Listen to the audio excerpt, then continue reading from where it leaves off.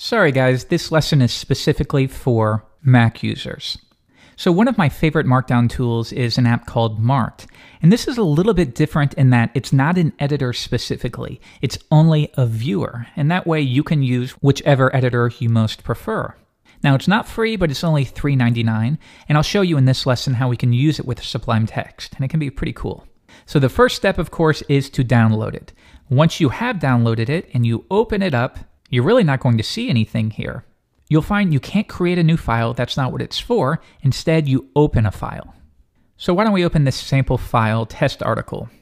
Now you'll see I can't edit this. It's just a viewer.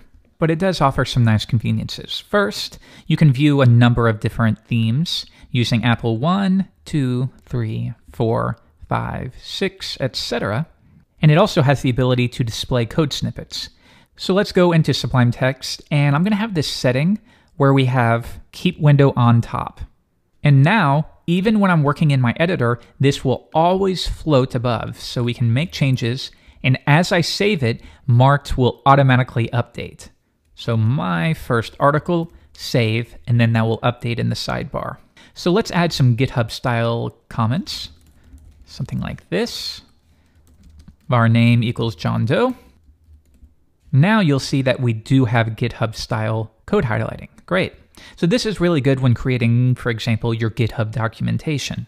But one thing that stinks is maybe we're editing this file in Sublime, but we have to then go over to Marked and then open the file. Well, there are some extras where we can do this instantly with Sublime Text. If I go back to the Marked website and I click on Extras, there is a bonus pack here that we can download. So we'll just go ahead and grab that right now. And if I unzip this and open it up, we have a handful of tools, but the one that we're obviously interested in is Sublime. So this is a custom Sublime build file. So we need to move this into our packages directory. Let's do it this time directly from the desktop by going to go to folder, and we'll go into library, application support, Sublime Text 2, packages, user. And now I will paste that in. Great. So I can delete these, and now if I go back to Sublime and I go to Tools, Build System, you'll see that for Markdown files, we now have this new build. So now if I hit Build by pressing Command B, or whatever your editor says for Build under Tools, that will automatically open the file in Marked. Great, so let's put this to the test. We have our Markdown file. We're going to bring this into Sublime Text. Next, we're going to make some changes.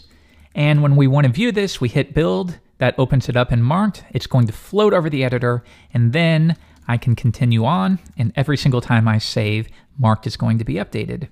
So yeah, it's a simple convenience, but I use it all the time, and I recommend that you do too.